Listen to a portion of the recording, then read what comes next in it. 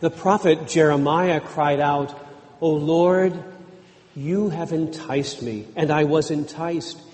You have overpowered me, and you have prevailed." Some translations say, "You have duped me." Another says, "You have seduced me, O Lord." But it's all the same. We think that we make the free choice to follow. How hard could this be? And if it's too much, we can always walk away. One day, when she was traveling to one of her convents, St. Teresa of Avila, the great Spanish mystic, was knocked off her donkey and fell into the mud, injuring her leg. "Lord," she cried, "you couldn't have picked a worse time for this to happen. Why would you let this happen?" And the response in prayer that she heard was, "This is how I treat my friends." To which Teresa answered, "And that's why you have so few of them." 40 years ago next Sunday, I was ordained. And a few weeks later, on October the 1st, I started my first parish assignment as a brand new priest. 3 days later, the first crisis hit. Fast forward 10 months, and I was out of that parish. But I hadn't realized how difficult things were until one day, in the middle of all this upheaval, I caught myself singing this familiar song in the car. Take this cup away from me, for I don't want to taste this poison. Feel it burn me.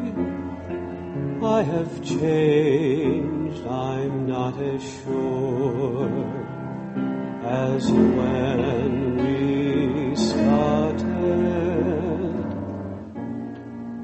Peter is having one of those Gethsemane moments. He's not able to drink the cup that the Lord must drink.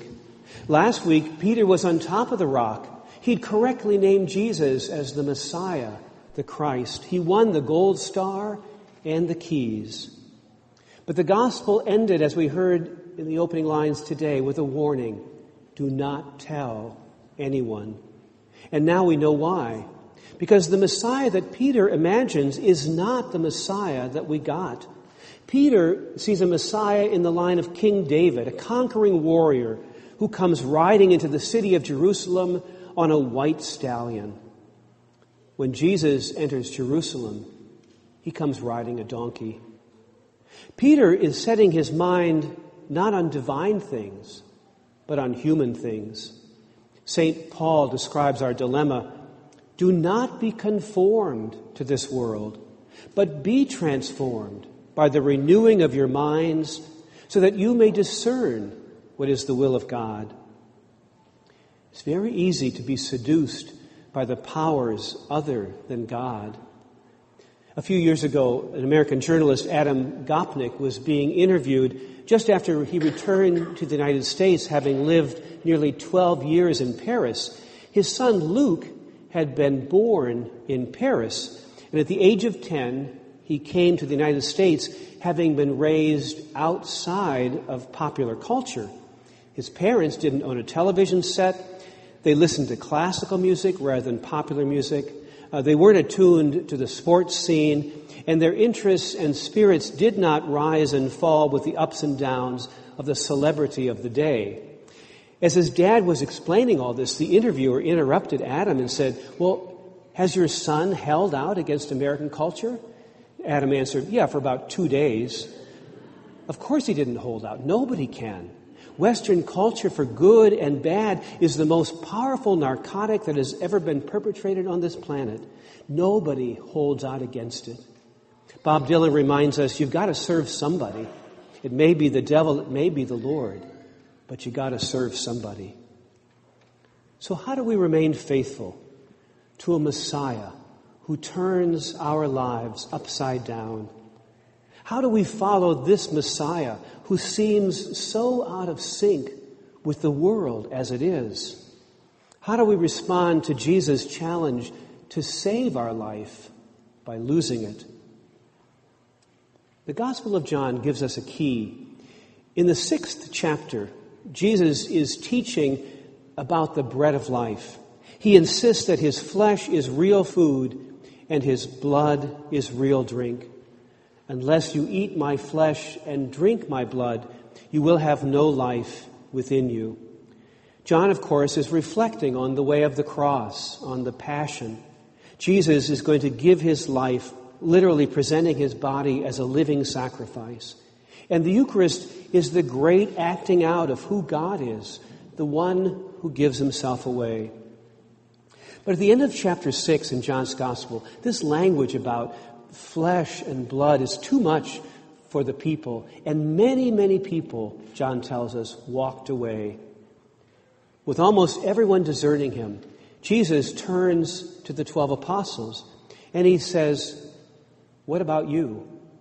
Do you also want to leave?" Well, Peter answers on behalf of the whole group. He said, "Lord, to whom shall we go? You have the words of eternal life." But the words that Jesus spoke, both in John chapter 6 and in today's gospel, sound not like life, but more like death. In the face of this, Peter is asked, "Do you want to walk away with the others?" Ron Rolheiser has a wonderful insight into this text. He said, when Peter is asked by Jesus, "Do you want to walk away also?"